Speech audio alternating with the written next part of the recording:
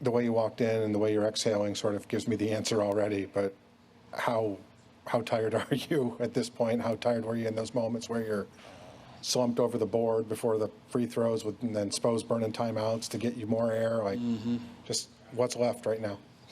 Nothing. I left it all out there on the floor along with my guys, and that's how we're going to have to play from here on out. Like I always say, it's win to win for us. But this is the position that we're in. We like it this way. We got 2 more in a row to get. Next question, Nick Friedel. Jimmy, you've obviously had plenty of big games in your career, but why do you think in this moment on this stage you've been able to continually go to the well and lift your own performance night to night? Because that's what my team asks of me. That's what they need me to do. And I think Coach Pat and Coach Spo brought me here for that reason, to help us win games. And I have to continue to do that for 2 more games.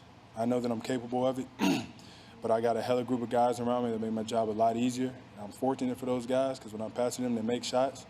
When I get beat going to the rim, they're there. So we're in this thing together, but they give me a lot of confidence to go out there and hoop. Dan, here. Jimmy, throughout this, since you guys were down 3-1, Spo has talked about it, you've talked about it, that it's like, it's not just survive one more, this is part of our story to get to where we want to go. Where does that confidence come from, and how did that play out today? Look, man, I can say it every time I'm up here, but we live for these moments. Like the work that we put in, we built for this. We've been doing this all year long. This didn't just start in the bubble. We've been playing together, win, loss, draw, whatever. We're in this thing together, and that's what's going to win us games.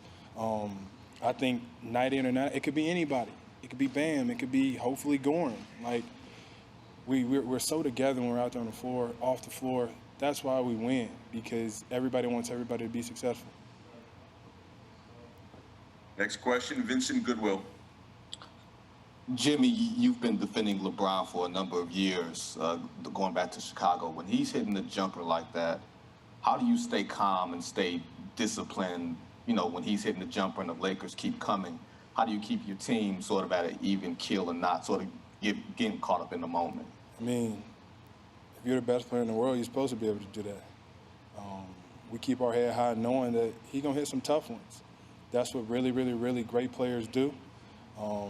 But we ain't backing down. We ain't shying away. We're going to go on the other end and do what we do. I think he had a hell of a performance tonight along with AD, their whole team. But we still fighting. We in it to win it.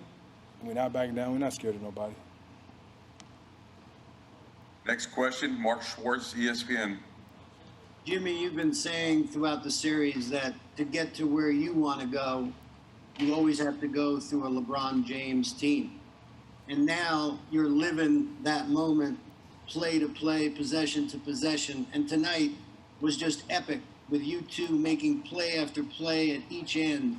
What's that like for you to do, especially on this stage in 47 minutes of basketball? I think it's easy whenever I have the group of guys that I have around me, and then I have the coaching staff that believe I can play at a high level. Coach Pat brought me here to play at a high level. I got so many people in my ear just telling me to keep doing what I've been doing, play basketball the right way, and we're going to end up winning. So that's why I smile, knowing that we're always going to play the right way, and we're always going to live with the result, because we're going to leave it all out there on the floor. Did you know that when you went up against the LeBron James team in this environment that you would play the way that you're playing right now? I know that I'm capable of it. I believe in my skill set and my talent. My teammates do as well. But it's not just me. Duncan had a hell of a game. K-Nun came in and did what K-Nun did. Bam had a huge one. All of us were the reason that we won this game, and it's going to be the same way for the next 2. Jeff in the back. Jimmy, I know you just mentioned Duncan's game, and I know you've been in his ear a little bit. How was he able to get some shots tonight when they make it so difficult for him to even get a shot off? And, what have you been saying to him? To stop running from the basketball. You can't shoot the ball if you don't have the ball. I think he get lost in trying to get other people open when everybody's going to react to him, probably more so than they're going to react to me. A 3 is worth more than a 2. So as long as he's coming to the ball, shooting the ball when he's open, when he's not open, that's the Duncan Robinson that we need, that we want, because that's how he's been playing all year long. And we're going to need him to be even more aggressive in Game 6. Malika? Jimmy, you've talked before about how you recover and how your recovery team is elite, and that's what allows you to do this. What does your next day look like, especially as these 35, 40-minute games start to add up? To tell you the truth, I don't know. I'm going to go back and talk to Armando, and whatever he says do, I guess I got to do. I really hate when people tell me what to do, by the way, but I know that he has my best interest at heart, and he'll probably tell me what to do in Spanish as well. Hell no. Next question, Anthony Chang, Miami Herald. Jimmy, in Game 4, the Lakers' big adjustment was throwing AD and LeBron at you pretty much the entire game. What was the adjustment tonight for you to that coverage? Was it more just be willing to take those jump shots when they go under on those screens? Was that part of the change for you today? Just stay aggressive. I don't know what they're going to throw at me on any given night, but I think whatever you throw at me, it's not going to work. Because if I'm open, I'm going to shoot it. If I'm not, I'm going to pass it to Duncan or Tyler or K9 or Bam or Jay, and they're going to make the shot. So as long as we stay together and play basketball the right way, no matter how they guard me, I'm going to make the right play. Gary, here in the middle. Jimmy, you guys were up 11, and they made it kind of a big run and went up 1, and you guys' offense looked a little scattered. What did you guys do to get back on your feet and kind of counter that? I started to put people in the positions that they need to be put in. I think I rushed a lot.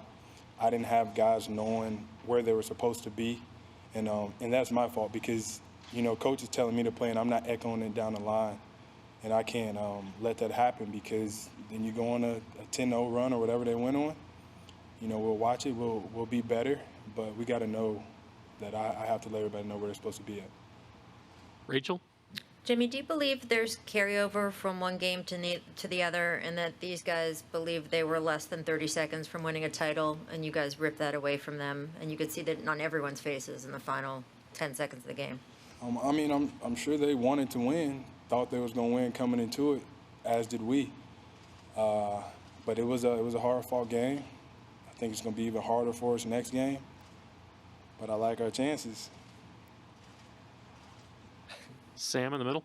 Jimmy, kind of up that same alley, you never lack for motivation, but I do wonder, when you look out there and you see Lakers family members who are on the brink of celebration, you know that Malika put a picture out about the confetti machines being right next to the court, and you know what you ripped away from them. Is that a little bit sweeter? Not really. I don't be paying attention to them over there. I don't pay attention to the confetti machines. I do pay attention to Rondo's son, Pierre, though. That's my guy. Other than that, I'd be so locked in on a game. I'd be locked in on my squad because we had a win. We had a win. So for these next 2, we going to win in the trenches. Our last question tonight will be from Clay Ferrero, Channel 10, Miami. Hey, Jimmy, you said in the post-game interview you got to be a lot better down the stretch in particular. How do you recenter after, what was an emotional performance and you said a draining performance, there's nothing left? How do you recenter and kind of rejuvenate yourself heading into what you know is going to be a tough Game 6? This is over with.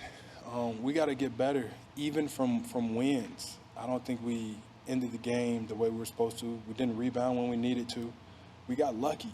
Luck is a part of everything, and that's what that was. Now, don't get me wrong, I'm taking the dub, but I think going into the next one, got to play even more perfect. We got to secure the ball. We got to get back. We got to do everything right to give us a chance to win. All right.